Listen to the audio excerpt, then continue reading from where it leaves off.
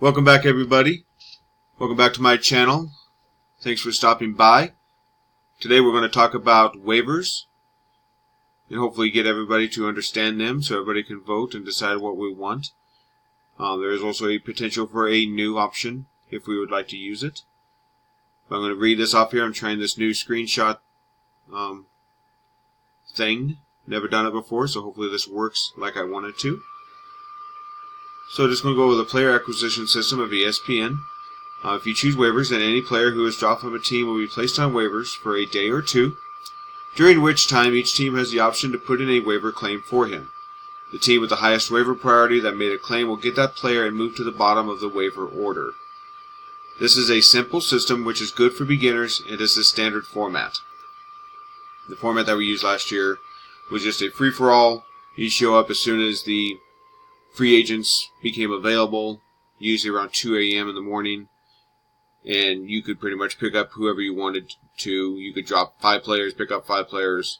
There was nothing that limited it at all, which is fine. But I do believe the waiver system gives everybody at least a chance without having to stay up late to be able to get somebody and not just have 1 or 2 teams. And I'm looking at myself with this, who's willing to stay up at 2 a.m. to acquire a free agent that's doing better than anybody thought they would. And I get the player just because I decided to stay up until 2 a.m. And if you didn't want to stay up that late, you're just kind of SOL. There's another system on here, though, for free agent auction, where you blind bid on the players, on unknown players, using their free agent auction budget. So I would set a budget for each team, like say $200, and you'd have $200 for the entire season to be able to acquire players. So if you saw player A, hey, I want him really bad, so I'm going to put in a waiver claim for $30. As long as nobody else met that or beat that, you would get that player. Now if somebody comes up and did, $45, obviously you wouldn't get that player. It goes to whoever the highest bid is. Pretty self-explanatory there, but I explained it anyway because that's how I do. And that's, you do have to have, like it says here, you do have to have some strategy in doing that, because if you blow your funds on 1 or 2 players, then, and you have players that get injured, and you need to pick up players, and you don't have a budget for it, you're going to be hurting really bad all year. And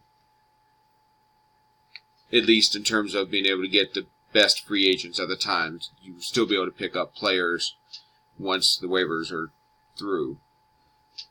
But, the best ones you would lose out on because you don't have any funds. An example of this, I have another league, a keeper league, that we're going into our second or third season. Second season for me with this league. And as you can see here, I have waiver order number 7. Now the difference with this league compared to the one that I was just talking of, it resets each week to the inverse order of standings. So the worst team always has the number 1 waiver order claim, and the best team always has number 10. So that's one way we could do it. Or you can just do, hey, number 1, picks a player, they drop down to number 10, everybody else moves up. Now this also works, because some weeks there are 3 or 4 different players that you want to pick up, and Team 1 might pick up 1, Team 2 picks up 1, Team 3 picks up 1, Team 4, they all drop down to the bottom. So it wouldn't necessarily take a long time for you to get back up to the top if everybody's putting in a waiver claim on a player, because then you drop down as soon as you do it. In this case with my league, there is a no limit season acquisition limit. We can talk about that. I don't think that's a big deal, but if you all do, we want to put a limit on how many players you can acquire in a season, then we can talk about that and do that. The waiver period, I think 1 day is good. You can do 1 or 2 days. I think 1 day is more than enough of a period for waivers. So that's what waivers are. Again, most leagues allow unlimited waiver moves because you actively want to be trying to get your team. You're going to draft somebody during the draft that's not going to pan out. and you want to pick up that new free agent that did pan out for that team or for a different team, and you're like, oh, I need them. And having a limit brings, again, a little bit more strategy to it. But since we do have some new players, I think just doing the waiver, I think, is a great idea. And it doesn't damage those people, not damage, but it doesn't penalize those people who don't want to stay up late to make a claim. And I like that part. Mostly because I don't want to stay up until 2 a.m. to actually do it. Although I did it a lot last year. I think I had 75 acquisitions last year. So it just goes to show you how crappy my draft was last year. Still ended up second by 1 point. But still. So if there's any questions, please let me know in the chat.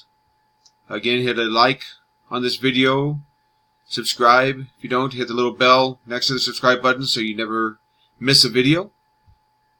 And as always, have a great day.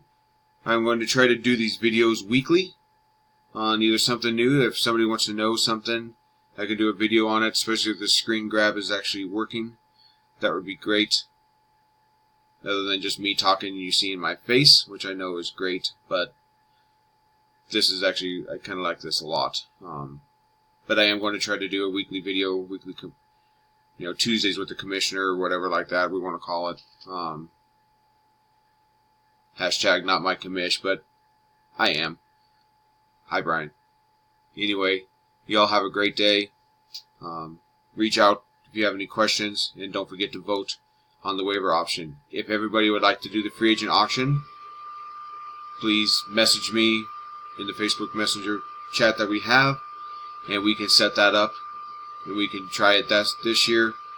Otherwise, just make sure you vote on the 2 options that are there. I may go ahead and go in and edit it to add free agent auction, but I know we've already had people vote, and I don't want to screw it up again. So, but majority rules, so whatever you all want, make sure you go and vote. Thanks for everything. Have a great day. Peace out.